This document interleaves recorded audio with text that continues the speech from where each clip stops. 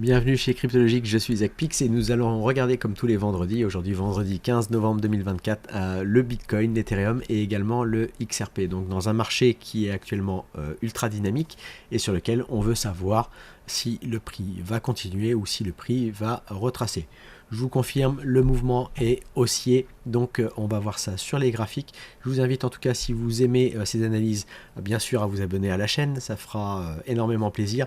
À laisser un commentaire, me dire si vous aimez ces vidéos et s'il y a des choses que vous voulez que je vous apprenne. Et activer la petite cloche pour être notifié, ça vous permettra d'être au courant lors des prochaines vidéos. Vous avez toutes les informations en bas de cette vidéo dans la description sur les liens, notamment le Twitch de Cryptologique qui vous permet de voir les analyses de ZS Trader, donc celui qui m'a tout appris au niveau d'Ishimoku. Je ne suis qu'un élève et j'ai encore beaucoup de choses à faire et à apprendre encore pour progresser. Et puis bien sûr le Club Logique où vous pouvez rejoindre tous ceux qui apprennent comme moi l'analyse technique, aussi bien que l'Ishimoku, les volumes, le price action. Voilà, donc plein de choses pour être beaucoup plus serein dans ses prises de décision, et ça c'est important, surtout dans un marché comme ceci où l'émotionnel va être mis à rude épreuve. Donc on va passer tout de suite sur le Bitcoin pour voir ce qui s'y passe. Alors le Bitcoin, donc cette situation donc avec une situation weekly qui est toujours bien haussière. Ça, pas de souci. Et surtout en fait ce daily qui a changé la structure, puisqu'on a cassé les précédents sommets qui étaient de plus en plus bas, et puis on est même venu casser l'ATH avec toute cette phase d'impulsion très importante, puisqu'on est passé ici des 67 000 aux 93 000 $. Donc on avait ici une fluctuation. Alors c'était pas celle-ci, je vais vous la remettre. Tac. Donc on avait cette fluctuation en ABC qui elle venait donner cette date du 13 novembre avec un sommet où on pouvait aller rechercher effectivement cette target des 86 842, voire monter jusqu'à 94 394. Donc on a fait la target, on a fait le sommet parfaitement ici au 13 novembre, donc c'est celle que l'on va privilégier, et c'est celle sur laquelle après ensuite on va travailler pour voir quelle peut être la zone de retour possible. Donc un retour à l'équilibre, et ce qui serait notamment sain d'un marché qui a été sur une très forte impulsion, et bien qu'il vienne corriger et qu'on retrouve un soutien acheteur important dans ces zones là. Donc j'ai plusieurs zones, en fait une zone comprise entre les 79 000, alors est-ce que je suis bien placé? Tac, normalement oui, ça c'est bon, et ici ça c'est bon aussi. Donc ici, voilà les 79 331 jusqu'à 72 907. Donc ce qui peut être intéressant, c'est que le marché revienne, pourquoi pas, tester ici la cassure de l'ATH qui était à 73 777. Est-ce que le marché ira jusque là? Il pourrait retrouver du soutien acheteur sur des zones plus basses. On sait que l'intérêt en tout cas des institutionnels pour le Bitcoin, et surtout la rareté aujourd'hui du Bitcoin sur les exchanges, fait qu'on va avoir un choc de supply qui pourrait faire repartir plus rapidement et plus violemment le Bitcoin à la hausse. Donc c'est ça qui va être intéressant. Est-ce que les gens vont paniquer en fait quand on aura un mouvement de retracement et risquent de vendre leur BTC? Attention, c'est ce que je dis à chaque fois, les institutionnels seront là pour les racheter, et quand vous voyez Michael Saylor qui est prêt à racheter encore pour 42 milliards de dollars de Bitcoin, ça va être intéressant à voir.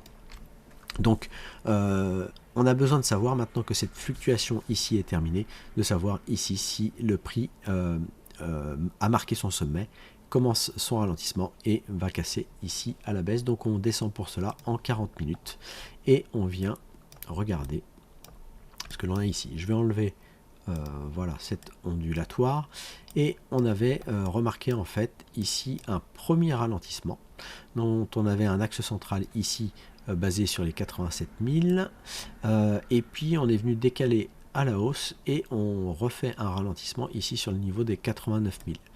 Donc ce qui est intéressant ensuite, c'est de voir que l'on peut tracer un axe de range. Donc on pourrait revenir, donc là on est revenu sur le précédent axe central, donc ici on ralentit, on avait une petite impulsion ici haussière qui a fait une P, et ici on est en train de descendre, donc on va certainement aller rechercher de nouveau le bas du range, et si on va chercher le bas du range, il faudra se méfier du coup de niveaux que moi j'ai noté importants. Donc hop, je vais les afficher. Donc ce niveau-là ici des 86 127, si on le casse, voilà, ça sera une alerte pour un début de baisse. Et on a encore un niveau ici sur lequel on pourrait avoir du soutien, sur lequel on avait eu pas mal de mèches, voilà, mais pas non plus énormément de volume. Donc à voir si on aurait du soutien acheteur sur ces niveaux-là. Sinon, eh bien, ça sera la correction qui nous emmènera justement sur le retour à l'équilibre que je vous ai donné tout à l'heure, donc situé aux alentours des 80 000 jusqu'à 72 000, donc ce qui peut être tout à fait logique.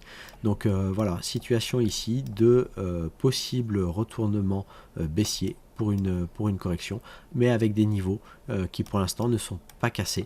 Donc là on est simplement encore dans une latéralisation et dans un range que l'on travaille, on est plutôt dans la partie basse. Donc à voir ce qui se passe dans les parties basses de ralentissement comme ceci. À voir si cela laisse de la place pour le marché, pour l'ETH et pour les altcoins. Et c'est ce qu'on va regarder tout de suite très rapidement. Je fais assez court cette semaine. Voilà, on évalue la situation. Et surtout là sur le 40 minutes, ça vous donne déjà des pistes intéressantes.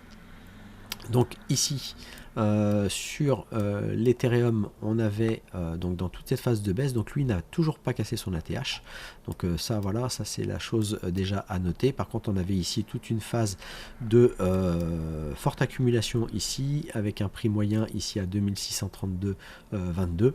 Donc ça peut être un niveau sur lequel on revient, mais j'aurais plutôt tendance à penser qu'on revienne pour le moment retester en fait la partie haute là, aux alentours des 2700, 2780, 2800. Donc voilà, on a aussi un mouvement correctif puisque l'Ethereum lui est monté très rapidement, mais il est monté avant ce temps 4 du 18 novembre. Donc voilà, il est plutôt ici dans une impulsion de baisse et qui va le ramener dans un premier temps sur la Kijun et potentiellement un petit peu plus bas sur ce retest aux alentours des 2800, et pourquoi pas aller rechercher ou mêcher sur les 2622 si on avait un Bitcoin qui dégringolait voilà, assez rapidement avec de la volatilité sur sa phase de correction. On pourrait avoir des mèches qui pourraient être attrapées dans ces zones de prix là.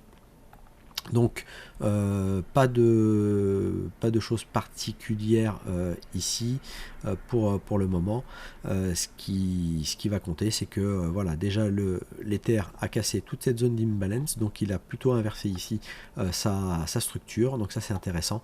Il reste quand même les 3562 ici à aller casser, et ça ce sera intéressant qu'il le fasse pour vraiment changer cette structure, chose que le Bitcoin a fait très largement et que l'Ether n'a toujours pas fait.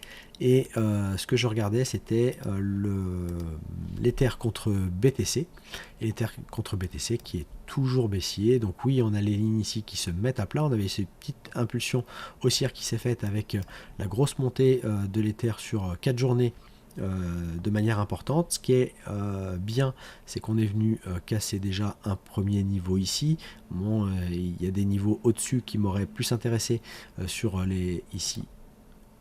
Voilà, les 0,4243, on n'est pas venu encore les chercher, et on a fait une complète rotation. Donc on met ici les lignes à plat, en tout cas la Kijun va être à plat, à voir si on latéralise ici avant de péter à la hausse. Donc maintenant, ce que j'ai besoin de voir, eh bien, c'est un Ether contre BTC qui, si possible, ne casse pas ici en daily ce bottom avec un corps de bougie pleine. Donc voilà, ce soir ça sera intéressant à regarder. Sinon eh bien on peut aller rechercher les 0,33 38 voilà, en ligne de mire ici pour faire encore une Y, et donc encore une latéralisation. Donc voilà, alors qu'on avait quasiment absorbé ici le Kumo sur l'Ether contre BTC. Donc pas encore le moment de l'Ether contre BTC, même si l'Ether contre l'USDT commence à nous montrer des choses intéressantes. Il va falloir confirmer. Donc sur les altcoins, c'est pas encore le moment, sauf pour certaines choses qui se réveillent. Donc moi j'avais montré au Logic le XRP que je suis quand même depuis un moment et qui est dans une phase où effectivement on a toujours quand même un mouvement de prix plutôt ascendant. On a plutôt des prix qui étaient défendus assez systématiquement sur le niveau des 0,46. Et ici en mensuel, on a un mouvement ici en 26 que je vais vous montrer, voilà, avec des potentialités. Donc pour l'instant on est rendu à la target P, il reste du temps, on a la target N ensuite, donc qui va correspondre ici à notre SSB au 1,033, et donc ça ce sont les choses qui vont m'intéresser. Mais en tout cas on a une structure et qu'on peut regarder justement ici en weekly. Voilà, une structure qui était ici plutôt baissière, et ici en cassant ce niveau là des 0,57 on est venu inverser la structure et on fait pour l'instant que des fluctuations qui sont plutôt en tendance haussière. J'avais plusieurs niveaux que j'avais énoncés dans le Discord, on était à peu près à ce niveau là, dans le Discord, dans le club Logic. Donc moi j'étais rentré en position sur ces prix là, avec une cassure que je voulais voir au 66,36 qui s'est réalisée, la cassure ici de ce sommet à 0,75 qui s'est produite. Je vais attendre une confirmation en weekly, ça m'intéresserait d'avoir une confirmation en weekly, mais vous voyez l'impact en fait ici de cette bougie, donc de cette bougie ici weekly, qui est venu faire 44%. Donc voilà, ça faisait longtemps que le XRP n'avait pas fait ce type de mouvement, donc intéressant à regarder. Ensuite, les prochains sommets, ça va être les 85-47 qu'on est venu frôler mais pas encore passer, et ensuite les 93-80. Voilà, à suivre pour voir si ce prix là pourrait aller rechercher les 1 $, et donc voilà, faire un joli pourcentage là-dessus. Bien sûr, le prix peut très bien du coup casser, donc ça ce serait intéressant, c'est de valider une fluctuation haussière, et après ce qu'on va attendre ça va être un retracement pour une continuation et pour des targets plus loin. Donc c'est des choses comme ça qu'on va regarder, et ça va être très très intéressant si on a un marché qui commence à ralentir sur pas mal d'altcoins.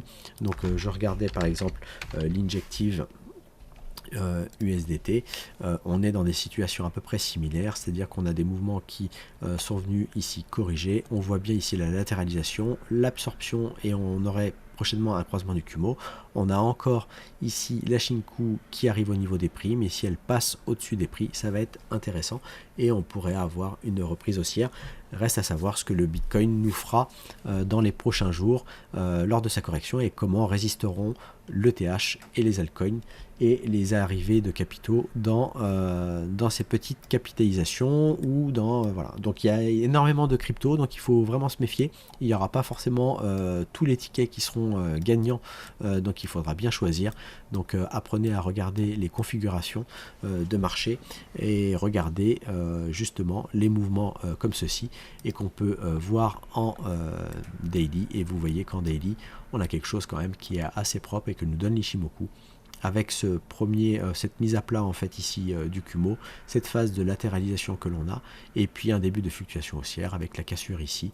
Donc là un retour possible sur la Kijun, ou même sur le niveau ici de SSB, pour repartir éventuellement à la hausse. C'est ce que l'on aimera voir, et c'est ce qu'on cherchera à voir justement quand on aura des retours ici, ces ralentissements pour une reprise haussière. Donc voilà pour le marché cette semaine, j'espère que ça vous aura plu. Laissez un commentaire, je vous en prie, dites-moi si ça vous plaît, et si je continue ainsi, si vous voulez moins d'alt, ou que je rentre un peu plus dans les détails, n'hésitez pas, et puis voilà, abonnez-vous à la chaîne, et je serai ravi de vous retrouver moi vendredi prochain. Et n'oubliez pas du coup une offre Black Friday qu'on vous annoncera mardi prochain lors du live Twitch avec Anto et ZS, et j'en reparlerai très certainement vendredi de la semaine prochaine. Donc je vous dis à très bientôt, ciao ciao.